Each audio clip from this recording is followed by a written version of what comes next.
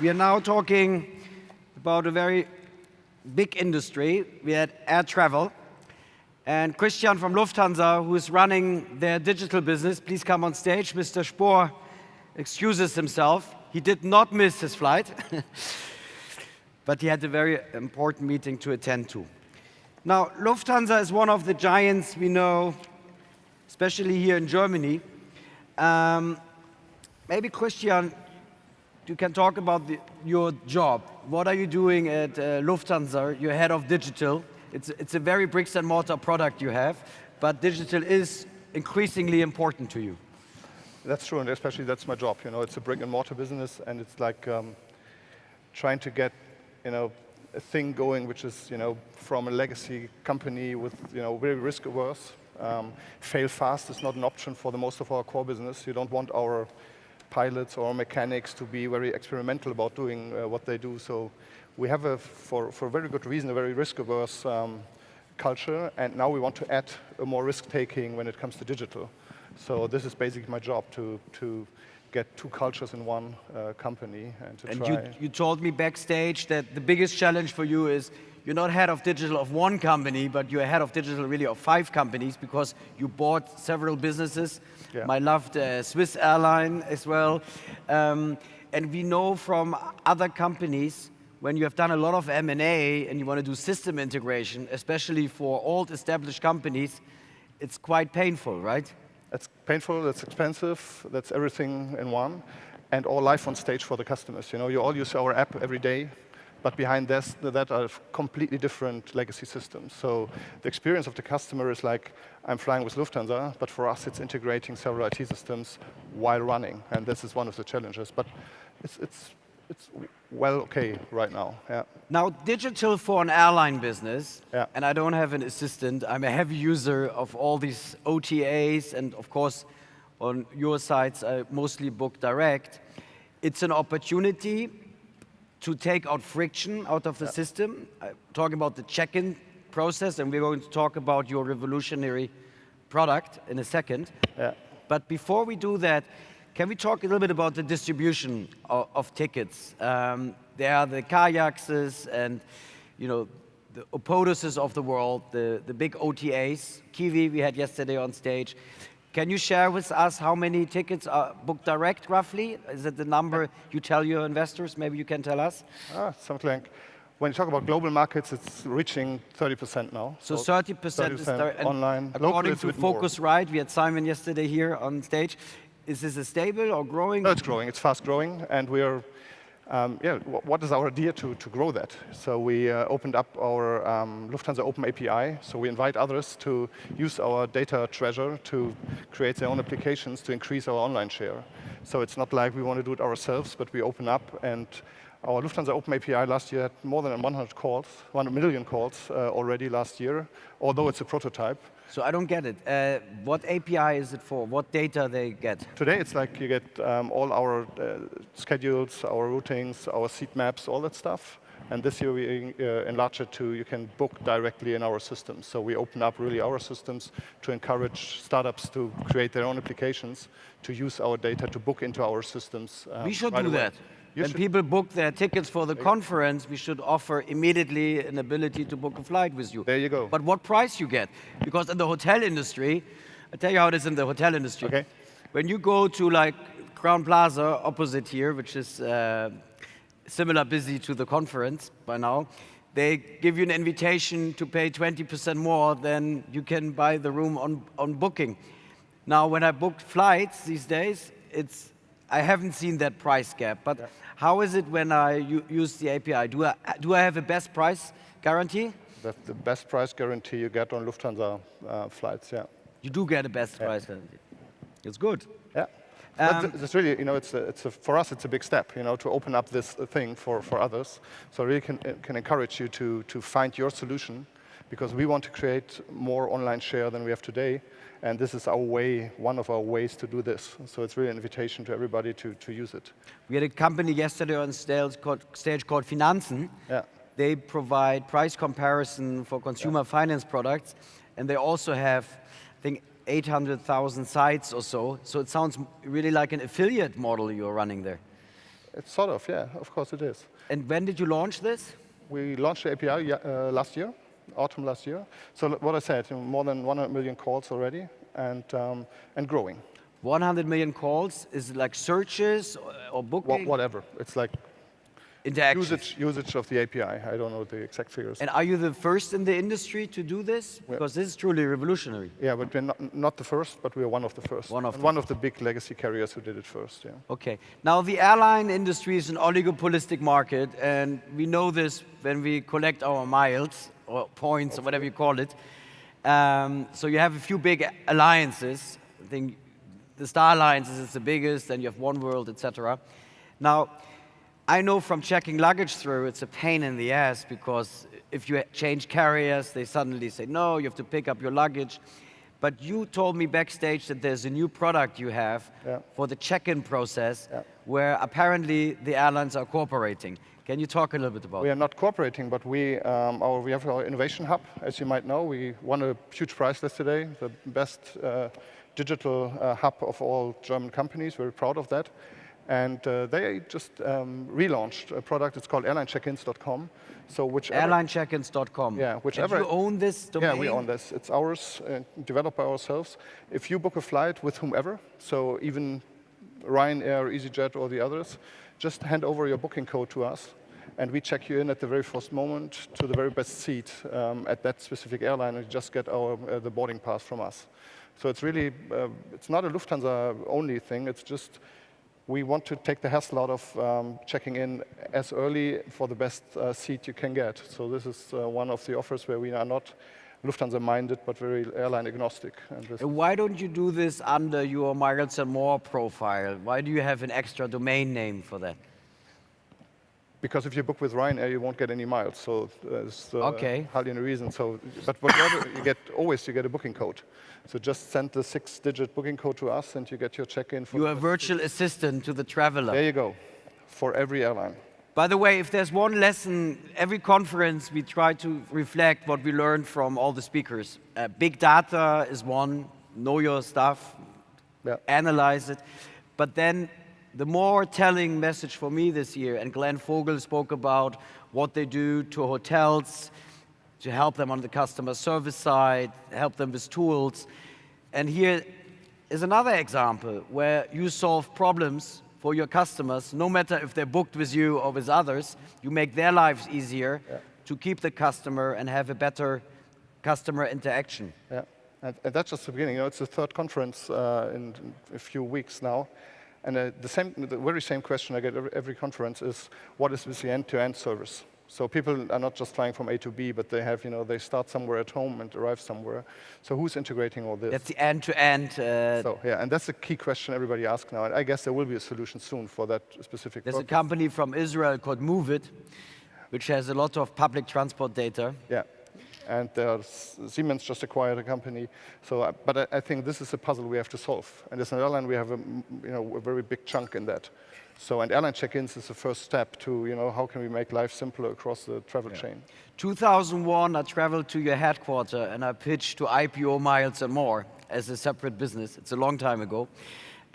We also worked to sell a company when I was at Lehman called Nectar in the UK, which was acquired by Aeroplan, which is a Canadian miles program. Tell us a little bit about Miles & More, how strategic it is, especially in the digital world. I know that you use a lot of incentives, you have a lot of ways to spend your miles without flying. Is that still part of the core strategy? It's very part of the core strategy. It's more part of this core strategy than ever.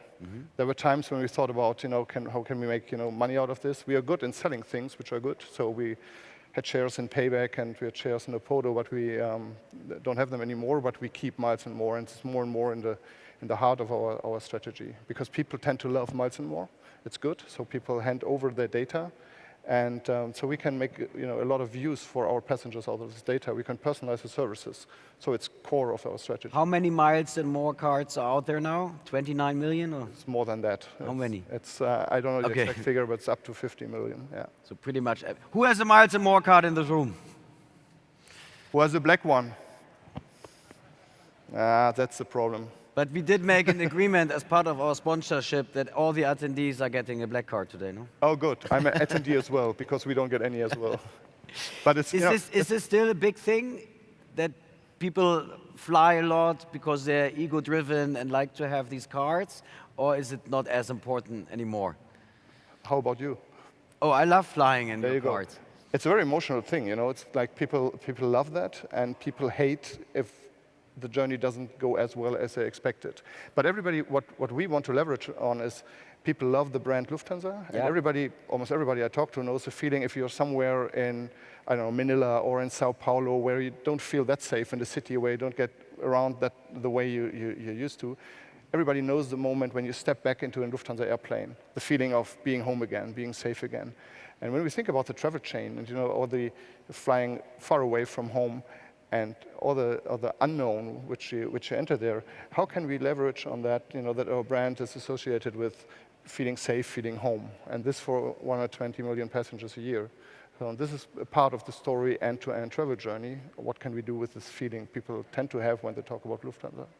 Often I hear that trust is the biggest bottleneck for businesses to grow. Yeah.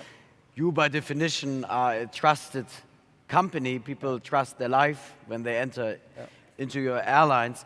But how are you going to capitalize on this strong relationship? What kind of other services you think of wrapping around it to do more with your passengers? Yeah. Let me first. Trust is a very, you know, it's a huge asset we have. On the other hand, for change, it's a huge burden, you know, because people trust their life to us, but it doesn't matter if you're flying or if you go by car with 150 kilometers per hour, your life is at risk the same, you know.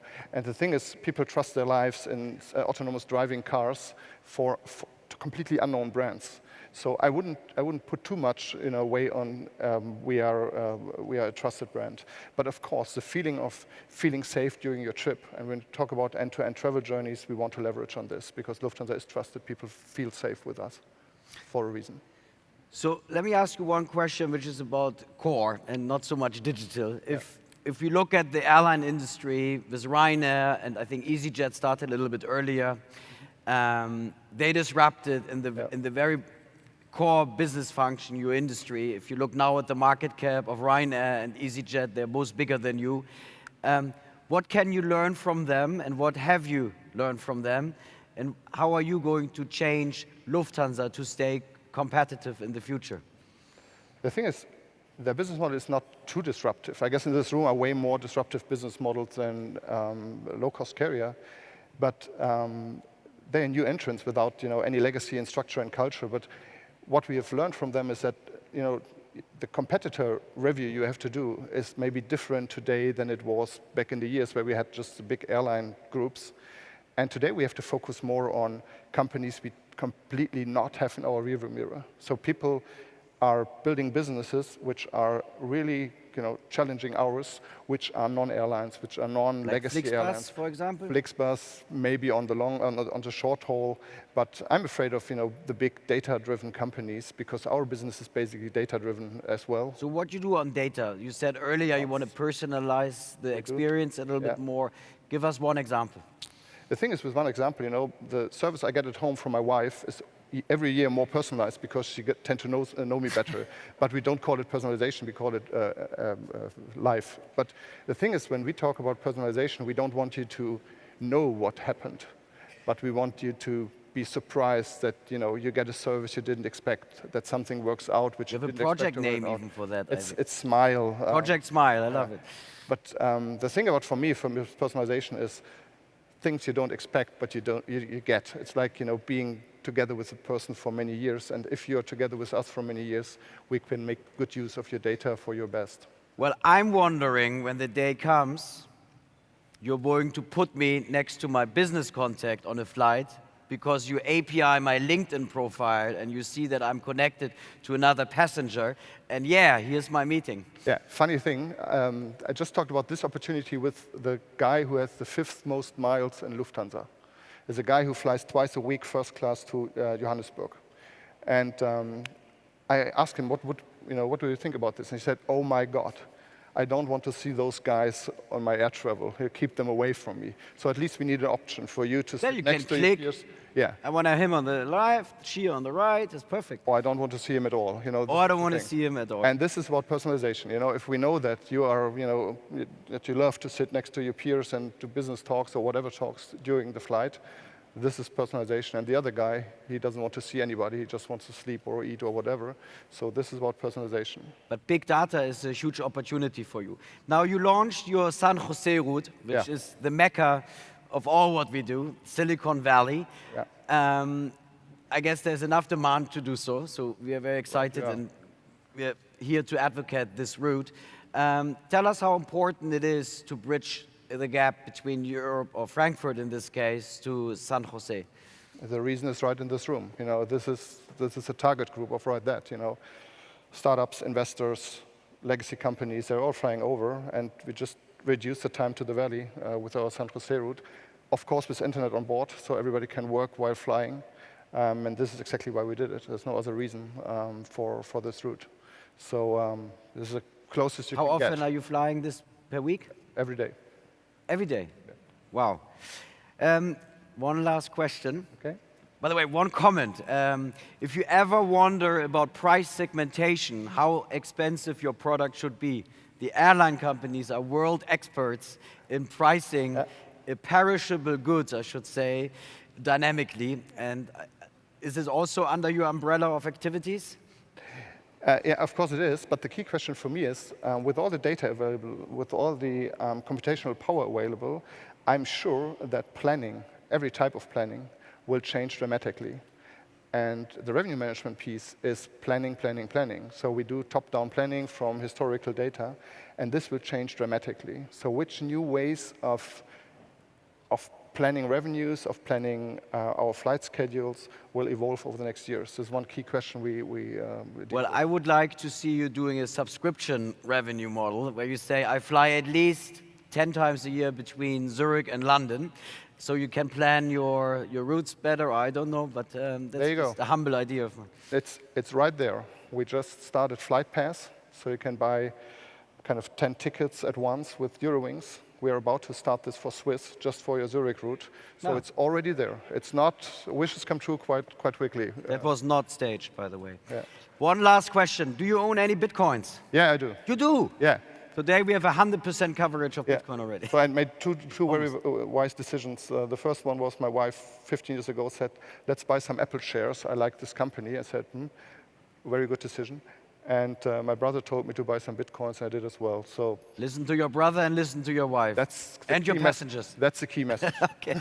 Thank you so much, Christian. Fascinating. Thank you. Thank you. Thanks.